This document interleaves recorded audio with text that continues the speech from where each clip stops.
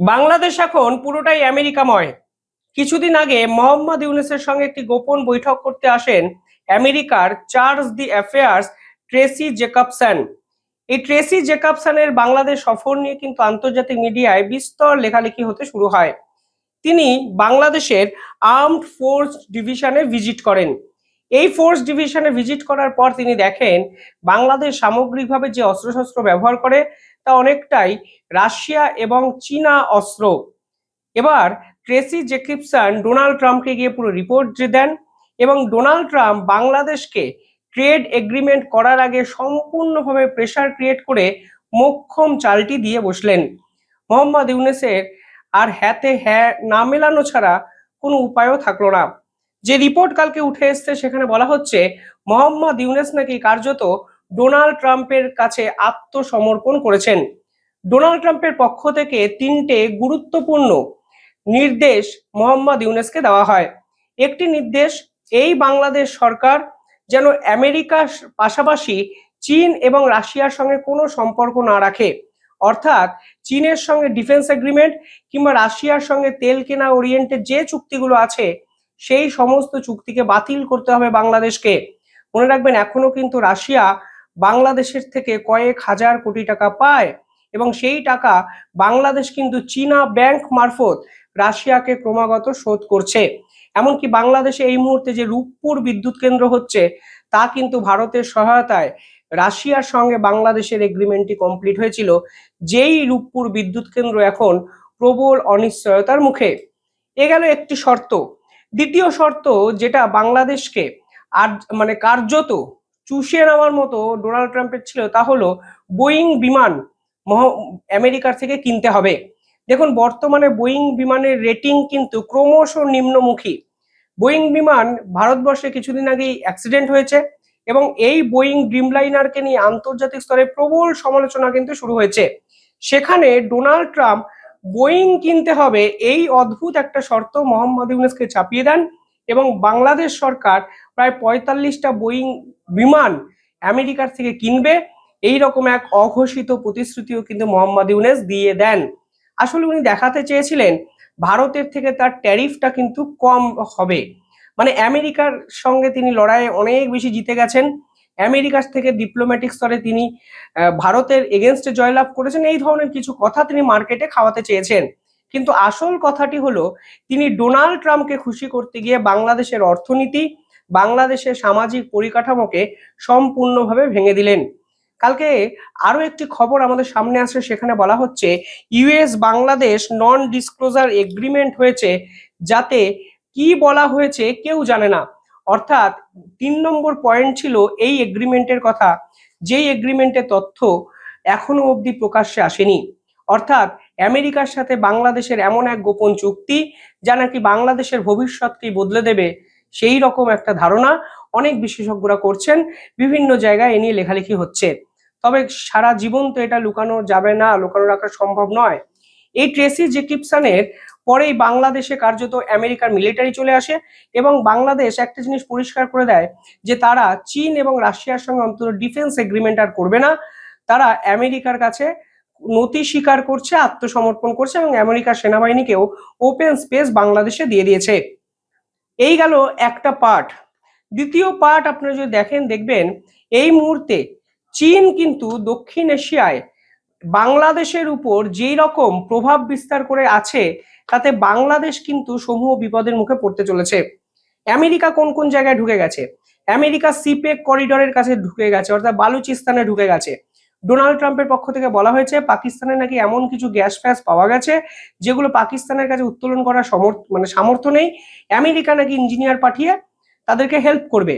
অর্থাৎ বালুচিস্তানে ঢুকে যাওয়া মানে বালুচিস্তানকে কেন্দ্র করে চীন এবং ডোনাল্ড ট্রাম্পের সংঘাত, মাঝে পড়ে থাকবে পাকিস্তান।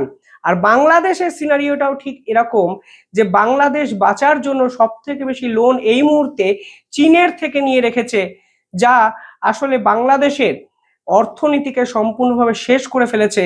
এবং এখন মোহাম্মদ ইউনূস সম্পূর্ণ ভুল পলিসি করে ডোনাল্ড ট্রাম্পের আমেরিকাকে বাংলাদেশের মার্কেটে অ্যাক্সেসটি দিয়ে দিলেন। অর্থাৎ পাকিস্তান যে ভুল করেছে, বাংলাদেশ কিন্তু সে ভুলই করলেন। দুদিন পর বাংলাদেশের নির্বাচন, মোহাম্মদ ইউনূস থাকবেন না। কিন্তু যে ভুলগুলো উনি করে গেলেন, আজকে আপনারা লিখে রাখুন, আজ থেকে 10 বছর পরেও সেই ভুলের প্রায়শ্চিত্ত বাংলাদেশের সরকারকে কিন্তু করতে হবে। পাশাপাশি চীন এবং রাশিয়াকে বয়কট করতে শুরু করে দিয়েছে বাংলাদেশ, এবং নরেন্দ্র মোদী আজকেই ঘোষণা করে দিয়েছেন তিনি এসসিও সামিটে চীন সফরে যাবেন। অর্থাৎ খেলাটা দক্ষিণ এশিয়ায় কিন্তু জমিয়ে দিলেন নরেন্দ্র মোদী। চীন সফরে তিনি 2020 সালের পর এই প্রথমবার যাচ্ছেন, অর্থাৎ 5 বছর পর হঠাৎ করে চীন সফরে তিনি যাচ্ছেন।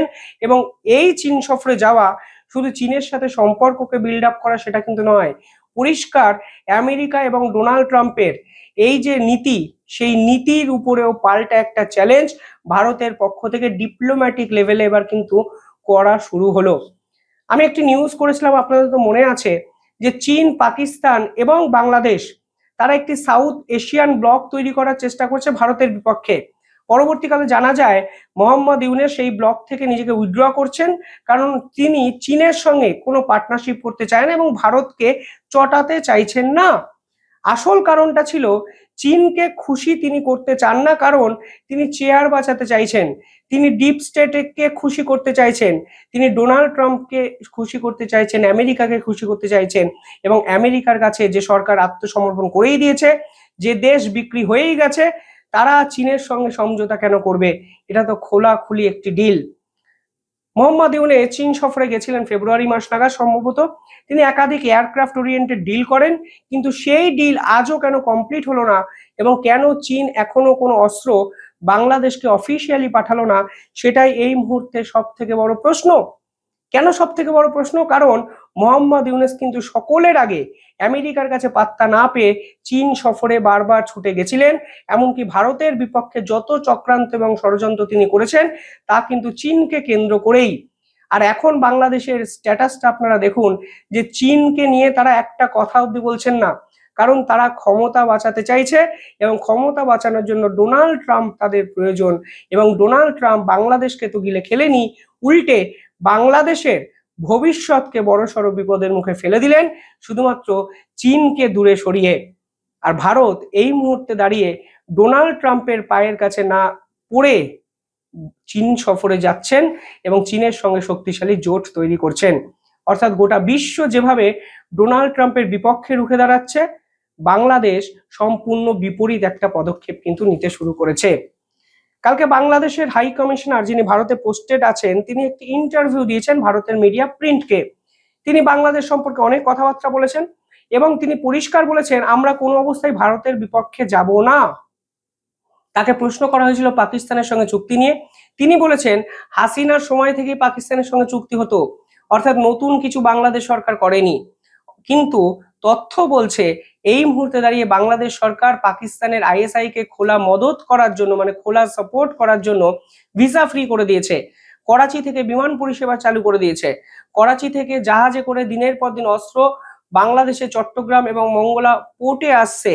ফলে বাংলাদেশের হাই কমিশনার যেখানে ভারতে বসে ভারতকে তেল মারার চেষ্টা করছেন, অন্যদিকে মোহাম্মদ ইউনূস খুল্লা পাকিস্তান এবং আমেরিকাকে সঙ্গে নিয়ে শক্তিশালী একটা জোট তৈরি করার চেষ্টা করেছেন শুধুমাত্র বাংলাদেশের ভবিষ্যৎকে আত্মবলিদান দিয়ে। প্রশ্ন হলো, যে নন ডিসক্লোজার এগ্রিমেন্টটা আমেরিকার সাথে বাংলাদেশের হয়েছে, সেখানে কি সেন্ট মার্টিনসটা দেওয়ার কথা আছে? যে সেন্ট মার্টিনস আমেরিকার লং টার্ম জিওপলিটিক্যাল গোলের অন্যতম ডিমান্ড ছিল, যে সেন্ট মার্টিনসের জন্য ডোনাল্ড লু চক্রান্ত করে ডিপ স্টেটের টাকা ইনভেস্ট করে শেখ হাসিনাকে সরিয়ে দিয়েছেন, যে শেখ হাসিনা দিনের পর দিন সেন্ট মার্টিনসকে নিজের প্রাণে